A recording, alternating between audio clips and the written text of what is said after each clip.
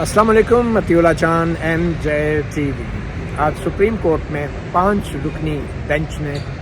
ان اپیلوں کی سماعت کی جو تاریخ میں پہلی بار سپریم کورٹ کے کسی فیصلے کے خلاف دائر کی گئی تھی۔ پہلی بار سپریم کورٹ کے اپنے ہی ایک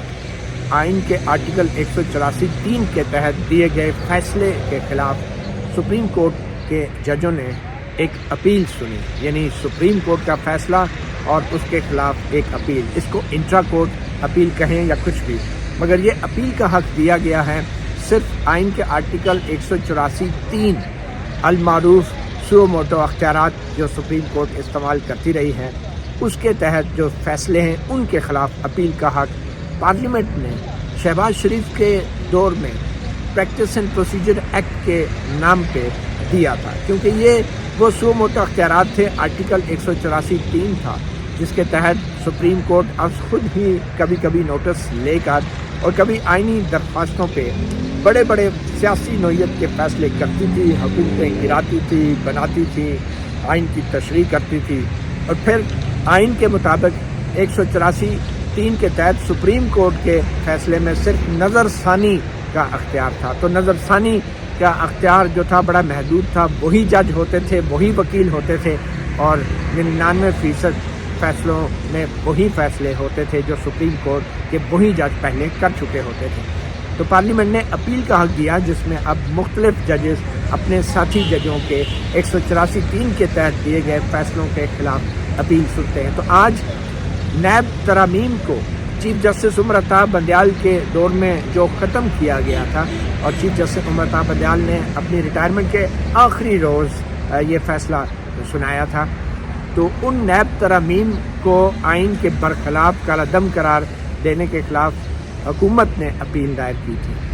اور اس اپیل کی سماعت کی آج 5 ججوں نے، اور 5 ججوں کے بینچ کے سربراہ تھے چیف جسٹس قاضی فائز عیسیٰ، اور ان کے ساتھ موجود تھے جسٹس اطہر من اللہ، جسٹس جمال خان مندوکیل، جسٹس حسن اظہر رضوی، اور تقریباً یہ 5 ججز نے جو یہ سماعت کی ہے۔ تو آج کی سماعت کی خاص بات یہ ہے کہ سپریم کورٹ نے جو ٹرائل کورٹ ہیں احتساب عدالت کی، جنہوں نے چیف جسٹس بندیال کے دیے گئے آخری روز کے فیصلے کے تحت ایک بار پھر احتساب عدالتوں نے، ٹرائل کورٹوں نے جو مقدمات کھول لیے تھے سیاسی جماعتوں کے خلاف، شہباز شریف کے خلاف اور پاکستان پیپلز پارٹی کے رہنماؤں کے خلاف، ان مقدمات پر کسی قسم کا فیصلہ سنانے سے آج روک دیا ہے سپریم کورٹ نے، اور یہ بڑی ایک ڈیولپمنٹ ہے۔ اور اس کے ساتھ ہی جو درخواست گزار عمران خان تھے، جن کی درخواست پہ چیف جسٹس عمر عطا بندیال کے 3 رکنی بینچ نے یہ نیب کی ترامیم کا کالعدم قرار دی تھی، درخواست گزار عمران خان کو بھی سپریم کورٹ نے نوٹس جاری کر دیا ہے۔ اب یہ نوٹس ان کو سرو کرایا جائے گا اڈیالہ جیل میں۔ تو اس نوٹس کے بعد اب سپریم کورٹ نے یہ طے کرنا ہے کہ آیا جو نیب کی ترامیم شہباز شریف حکومت کے دور میں پارلیمنٹ نے کی تھی، اور جن کا بظاہر فائدہ جو تھا وہ نواز شریف کی پارٹی نون لیگ کو ہو رہا تھا یا پاکستان پیپلز پارٹی کو ہو رہا تھا، تو کیا وہ ترامیم درست طور پہ ختم کی، اور کیا پارلیمنٹ کا یہ حق نہیں کہ وہ نیب کا یا کوئی بھی قانون بنائے اور اس میں ترامیم کرے یا نہ کرے؟ یہ پارلیمنٹ کا حق نہیں۔ اور پھر تیسرا سوال یہ بھی ہے کہ جو چیف جسٹس عمر عطا بندیال نے اپنی ریٹائرمنٹ کے روز تقریباً 50 سماعتیں ہوئی تھی اس سے پہلے، اور 5-6 مہینے تک یہ کیس چلتا رہا، تو اپنے اس جاتے جاتے جو چیف جسٹس عمر عطا بندیال نے نیب ترامیم کے خلاف فیصلہ دیا تھا، تو اس بینچ نے جو پارلیمنٹ نے نئی ترامیم کی تھی، یعنی پہلی اور دوسری ترامیم کا تو چیف جسٹس بندیال نے اپنے فیصلے میں ان کو کالعدم قرار دے دیا، جو تیسری بار ترمیم کی گئی تھی 2023 میں، ان کے بارے میں جو فیصلہ نہیں دیا، تو کیا سپریم کورٹ ایسا کر سکتی ہے کہ جو تازہ ترین کسی بھی قانون میں ترمیم ہو اس کو ایک سائڈ پر رکھ کے اس سے پرانی والی ترامیم کو غیر آئینی قرار دے دے؟ کیونکہ یہ تو ترامیم ایک دوسرے سے جڑی ہوتی ہیں، اور جو آخری ترمیم ہوتی ہے وہ پچھلی ترامیم میں بھی ترامیم کی جاتی ہیں کئی بار۔ تو یہ بھی ایک سوال ہے اب جس کا جواب سپریم کورٹ کا یہ 5 رکنی بینچ دے گا، جو تاریخ میں پہلی بار ایک اپیل کے طور پہ سپریم کورٹ کے فیصلے کے اوپر ایک فیصلہ دینے جا رہا ہے۔ تو آج اسی حوالے سے سب سے اہم بات یہ تھی کہ اٹارنی جنرل بیرسٹر منصور عثمان اعوان بھی پیش ہوئے اور مخدوم علی خان ایڈوکیٹ کی بھی نمائندگی تھی، ان کے ایک جو معاون وکیل تھے وہ پیش ہوئے، اور پھر سابق وزیر قانون فاروق ایچ نائک پیش ہوئے، جو کہ سپریم کورٹ کے جو چیف جسٹس بندیال کا فیصلہ تھا اس فیصلے میں فریق نہیں تھے، مگر اس فیصلے سے فاروق ایچ نائک ایڈوکیٹ کے ایک کلائنٹ ہیں، ایک موکل ہیں، وہ متاثر ہوئے، کیونکہ ان کا جو نیب کا ریفرنس تھا وہ ختم ہو گیا تھا پارلیمنٹ کی ترامیم کی وجہ سے، مگر چیف جسٹس بندیال کے فیصلے کے بعد وہ ریفرنس بحال ہو گیا تھا، تو وہ اب آئے اور جو پریکٹس اینڈ پروسیجر ایکٹ ہے اس کے تحت ایک کسی بھی متاثرہ فریق کو بھی یہ حق ہے کہ اگر سپریم کورٹ کے کسی کیس میں فریق نہیں بھی ہے مگر اس کیس میں اگر 184(3) کے تحت جو فیصلہ ہے اگر اس فیصلے سے وہ متاثر ہو رہا ہے تو وہ بھی اپیل میں آ سکتا ہے۔ تو ایڈوکیٹ فاروق ایچ نائک بھی ایک پرائیویٹ شہری جو ہیں ان کی طرف سے آپ پیش ہوئے۔ ہم نے ایڈوکیٹ فاروق ایچ نائک سے خصوصی گفتگو کی اور آج کی ساری کارروائی کے حوالے سے اور اس کا پس منظر جانا کہ آخر نیب کی ترامیم تھی کیا اور آج کا سپریم کورٹ کا جو ایک اپیل کی جو سماعت تھی اس میں ایگزیکٹلی حکم کیا ہوا ہے۔ آئیے آپ کو سناتے ہیں ایڈوکیٹ فاروق نائک سے کیا گیا ایم جے ٹی وی کا یہ خصوصی انٹرویو۔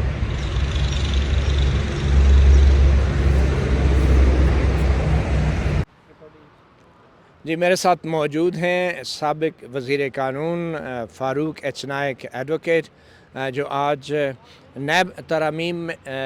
کے حوالے سے سپریم کورٹ کے فیصلے کے خلاف اپیلوں میں آج یہ بطور ایک متاثرہ فریق شامل ہوئے پریکٹس اینڈ پروسیجر ایکٹ کے تحت، جہاں اپیل کا حق دیا گیا سپریم کورٹ کے 184(3) کے فیصلوں میں، وہاں پہ متاثرہ فریق بھی براہ راست اپیل کر سکتے ہیں کسی بھی ایسے فیصلے کے خلاف جس فیصلے میں ان کو سنا نہ گیا ہو۔ تو فاروق نائک صاحب، پہلے آپ یہ بتائیں گے کہ آپ کس فریق کی نمائندگی کر رہے تھے اور براہ راست اپیلوں میں آپ کیسے آئے؟ میں جی ایک فریق ہے ظہیر صدیقی، اس کے خلاف نیب ریفرنس ہے، کراچی میں پینڈنگ ہے، اور جب اس کے اندر ایک ملزم ہے، جب نئی ترامیم آئی اس کے نیچے ہم نے درخواست دی اور ہائی کورٹ آف سندھ نے وہ درخواست منظور کر کے کہا کہ یہ ریفرنس جو ہے یہ نیب چیئرمین جو ہے اس کو واپس کیا جائے تاکہ جو بھی متعلقہ کورٹ ہے ادھر دیا جائے۔ جب یہ سپریم کورٹ کی ججمنٹ آئی 15/9/2023 کو تو اس کا بھی جو ریفرنس تھا نیب نے کیا کہتے ہیں واپس کر دیا کورٹ کو، اکاؤنٹیبلٹی کورٹ کو، کہ وہ اس کے کیونکہ اب ان کے پاس جورسڈکشن آ گئی ہے۔ اب اس فیصلے کے خلاف کیونکہ وہ ایک ایگریو پارٹی ہیں، اس کی طرف سے ہم نے یہ اپیل فائل کی کہ جس کی آج سنوائی ہوئی ہے۔ تو فاروق نائک صاحب یہ بتائیں کہ آج سپریم کورٹ نے آرڈر کیا کیا ہے؟ سپریم کورٹ نے یہ آرڈر کیا ہے کہ جتنے بھی ریفرنسز پینڈنگ ہیں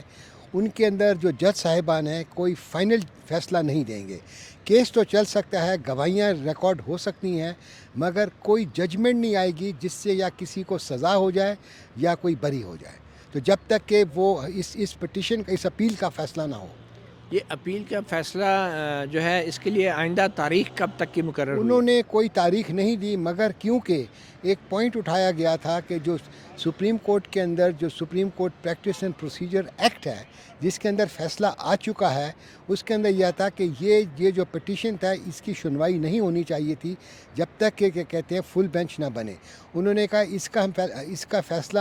اس لیے نہیں آ سکا کہ اب ابھی تک ڈیٹیلڈ ریزنز نہیں آئی ہیں پریکٹس اینڈ پروسیجر ایکٹ۔ جب وہ ڈیٹیل ریزنز آ جائیں گی اس کے بعد ہم اس کو دیکھیں گے، اور یہ جو آج جو اپیلز لگی ہوئی تھیں ان کو پھر ہم ڈیٹ فکس کریں گے۔ تو فاروق نائک صاحب، اس میں سب سے عام نکتہ کیا ہے؟ نیب ترامیم کو کیوں کالعدم قرار نہیں دیا جا سکتا تھا آپ کے نزدیک؟ دیکھیں جی، ہم نے جو پارلیمان نے پاس کیا اور جو کہ پھر پریزیڈنٹ کی اسینٹ بھی ہو گئی تھی، ایکٹ بن گیا تھا،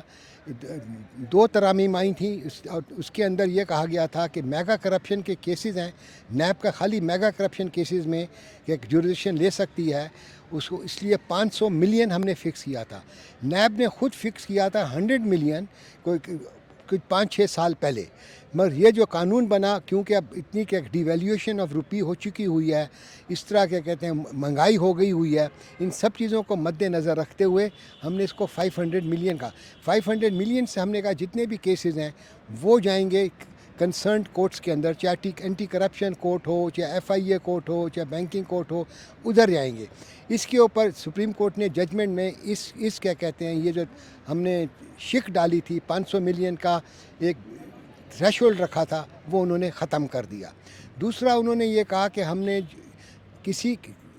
الیکٹڈ پبلک آفس ہولڈر کے پاس، یا کسی بھی الیکٹڈ جو ہولڈر آف پبلک آفس ہے، اس کے پاس اگر کوئی جائیداد ہے تو اس کے اندر ہم نے، اور وہ بتا نہیں سکتا کہ وہ جائیداد اس نے کہاں سے لی ہے، ہم نے یہ لفظ ایڈ کیے تھے کہ it should be outcome of corrupt and illegal practice.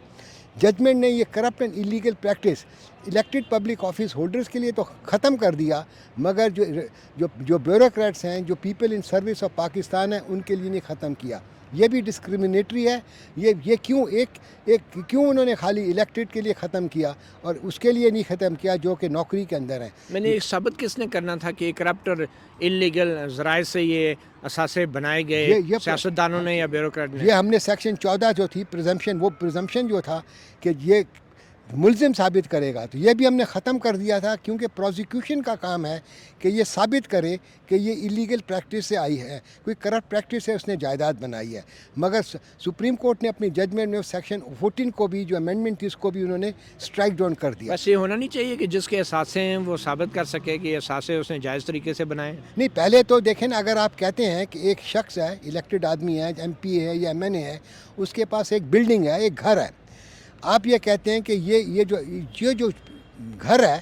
اس کے اثاثے جو ہیں وہ کیا کہتے ہیں بیونڈ ہز مینز ہیں، تو بیونڈ مینز سے پہلے بتانا پڑے گا کہ یہ شخص نے کیا کہتے ہیں یہ جو بلڈنگ یا گھر بنایا ہے کرپٹ اینڈ ایلیگل پریکٹس سے بنایا ہے۔ ہو سکتا ہے کہ وہ گھر اس نے ادھار لے کر بنایا ہو۔ اس کا مطلب ہے اگر کسی شخص کے جو آمدنی ہے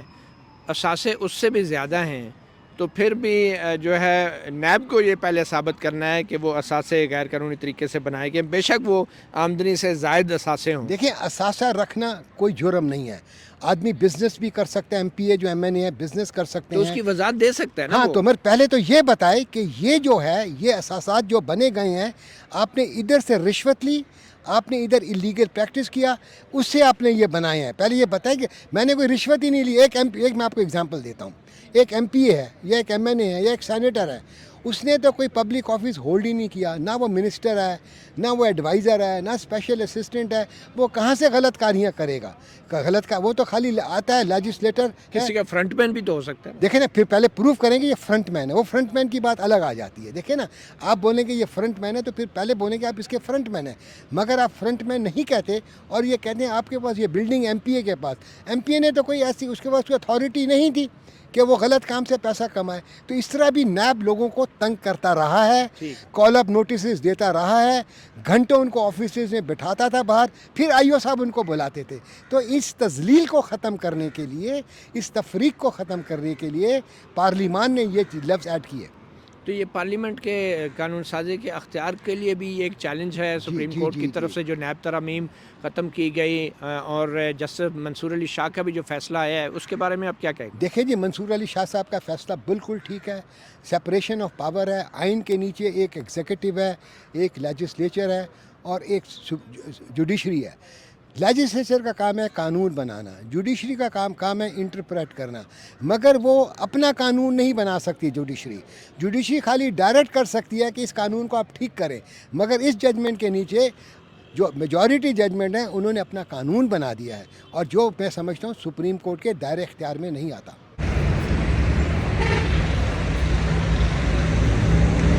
آپ نے سنا ایڈوکیٹ فاروق ایچ نائک کو، جنہوں نے بڑے واضح انداز میں اس نیب کی ترامیم کا پس منظر بھی بتایا اور چیف جسٹس امتا بندیال کے فیصلے کے بارے میں بتایا، اور آج کی جو اپیل کے لیول پہ جو سماعت ہوئی ہے 5 رکنی بینچ کی طرف سے، اس کے حوالے سے بتایا۔ اب یہ سماعت دوبارہ، جیسے کہ آپ نے سنا فاروق ایچ نائک کو، یہ اس وقت ہوگی دوبارہ کہ جب پریکٹس اینڈ پروسیجر کا تفصیلی فیصلہ آ جائے گا، کیونکہ اس میں ایک اہم سوال یہ بھی تھا کہ جو چیف جسٹس بندیال کا جو 3 رکنی بینچ تھا وہ ایک پارلیمنٹ کے بنائے گئے قانون کی آئینی حیثیت کا جائزہ لے بھی سکتا تھا یا نہیں، کیونکہ چیف جسٹس بندیال کے 3 رکنی بینچ جب سماعت کر رہا تھا تو آخری 4 مہینے یا 3 مہینے جو تھے، کیونکہ اپریل میں پریکٹس اینڈ پروسیجر ایکٹ آ گیا تھا، تو اس کے بعد اس پریکٹس اینڈ پروسیجر ایکٹ میں یہ لکھا ہوا تھا، جس کو معطل کر دیا تھا چیف جسٹس بندیال کی سربراہی میں قائم آج رکنی بینچ نے، اس ایکٹ میں لکھا تھا کہ جو آئین کا معاملہ ہوگا، آئین کی تشریح کا معاملہ ہوگا، ظاہری بات ہے جو پارلیمنٹ کے منظور شدہ قانون کو جب چیلنج کیا جائے گا تو وہ 5 رکنی بینچ سن سکے گا، 5 ججز اس کو سن سکتے ہیں۔ تو کیا اس قانون کے آنے کے بعد جو 3 رکنی بینچ جسٹس بندیال کا سماعت کر رہا تھا نیب ترامیم کے خلاف درخواستوں کی، تو کیا اس کو 5 رکنی نہیں ہونا چاہیے تھا؟ اور کیا اگر وہ 5 رکنی نہیں بنایا گیا اس قانون کے آنے کے بعد، اور قانون بعد میں پھر بحال ہو گیا پریکٹس اینڈ پروسیجر، تو کیا اس قانون کی وجہ سے وہ 3 رکنی بینچ کا جو فیصلہ ہے، کیا وہ کورم نان جوڈیس یا پھر وہ غیر آئینی ہو جائے گا وہ فیصلہ، اور میرٹ کے بغیر ہی اس فیصلے کی غیر مؤثر ہو جائے گا، اس کی کوئی حیثیت نہیں رہے گی؟ تو پریکٹس اینڈ پروسیجر کا اب تفصیلی فیصلے کے اندر اس سوال کا جب جواب آ جائے گا کہ جو پریکٹس اینڈ پروسیجر ایکٹ ہے، اور خاص طور پہ 5 رکنی بینچ بنانے کی جو اس میں ایک لازمی شرط ہے آئینی معاملات پہ، کیا وہ چیف جسٹس بندیال کے بینچ 3 رکنی بینچ پر بھی لاگو ہوتی تھی یا نہیں؟ اس کے بارے میں جب تفصیلی وجوہات آئیں گی پریکٹس اینڈ پروسیجر ایکٹ کی، جو پہلے ہی شارٹ آرڈر کے ذریعے بحال کیا جا چکا ہے، تو اس کے بعد پھر یہ نیب ترامیم کیس میں جسٹس بندیال کے فیصلے کے خلاف اپیلوں کی سماعت کی تاریخ مقرر کی جائے گی۔ مطیع اللہ جان، MJ TV سے اتنا ہی، اجازت دیجیے، اللہ حافظ۔